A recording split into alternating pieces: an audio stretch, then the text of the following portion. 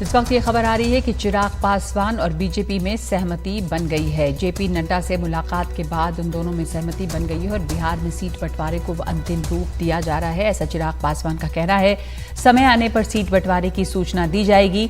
तो चिराग पासवान ने मुलाकात के बाद ये बात बताई है कि सीट बंटवारे की सूचना जल्दी मिलेगी। बीजेपी को चिराग के हाजीपुर से लड़ने पर एतराज़ नहीं है। हाजीपुर ही वो सीट है जहां से रामविलास पासवान चुनाव लड़ते आए हैं।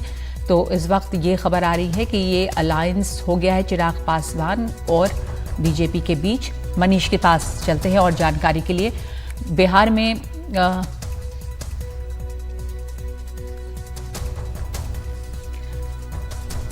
में एनडीए के दो अहम नेताओं पशुपति पारस और उनके भतीजे चिराग पासवान के बीच हाजीपुर की सीट जो है वो मूंछ की लड़ाई बन गई है। लेकिन हाजीपुर और खासकर वहां के पासवान वोटर की पहली पसंद कौन है, ये बता रहे हैं हमारे सहयोगी मनीष कुमार।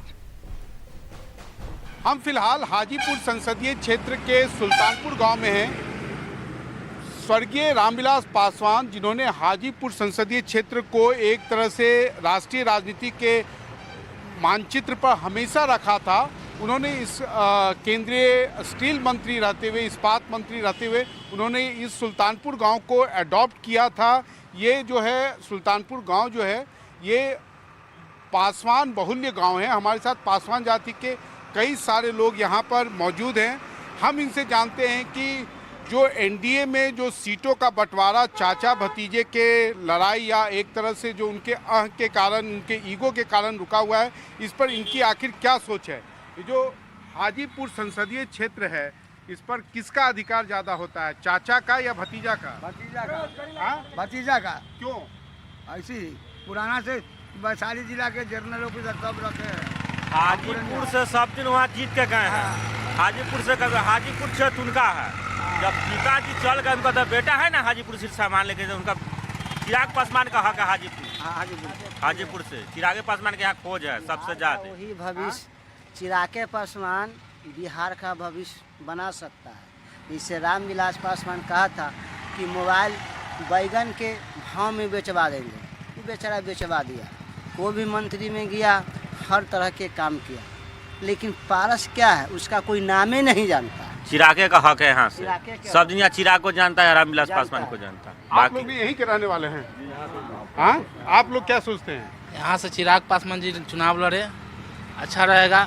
पारस जी को पता है यहाँ कोई वोट नहीं देने जा रहा है, ठीक ना, इसलिए बताते हैं चिराग जी युवा नेता हैं, हम लोग को विकास करेंगे। जो उनका पिताजी किए हैं वो उससे बढ़ के करे यहाँ, ठीक ना, हम लोग की उम्मीद है।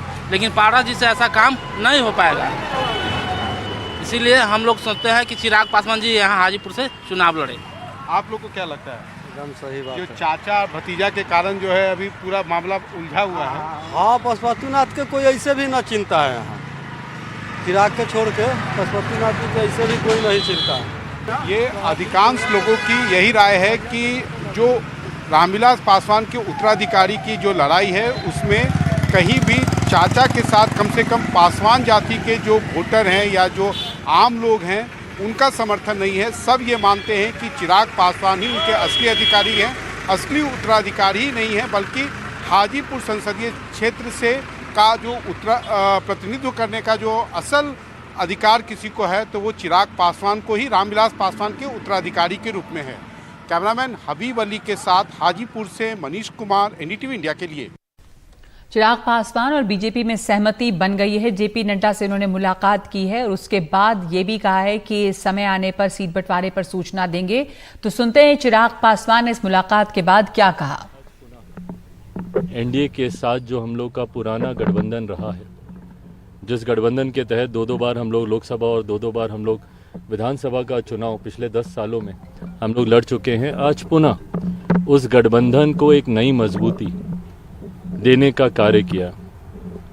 मैं भारतीय जनता पार्टी के राष्ट्रीय अध्यक्ष आदरणीय जेपी नड्डा जी, केंद्रीय गृह मंत्री आदरणीय अमित शाह जी का भी विशेष तौर पर धन्यवाद करूंगा, जिन्होंने एक बड़े भाई की भूमिका, पार्टी के तमाम हितों को, पार्टी की तमाम चिंताओं को, पार्टी के तमाम कंसर्न्स को ना सिर्फ एक्नॉलेज किया बल्कि एड्रेस करने का भी काम किया। आज जब हम लोग गठबंधन, ये गठबंधन की घोषणा नहीं है क्योंकि गठबंधन में हम लोग हमेशा से थे, पर चुनाव को लेकर, लोकसभा चुनाव को लेकर आज जब सीटों का बंटवारा हो चुका है, गठबंधन का स्वरूप पूरी तरीके से तैयार हो चुका है, तो इस मौके पर मैं केंद्रीय गृह मंत्री आदरणीय अमित शाह जी का, आदरणीय जेपी नड्डा जी का भी अपनी तरफ से, अपनी पार्टी के हर एक कार्यकर्ता की तरफ से उनका भी मैं धन्यवाद करता हूँ।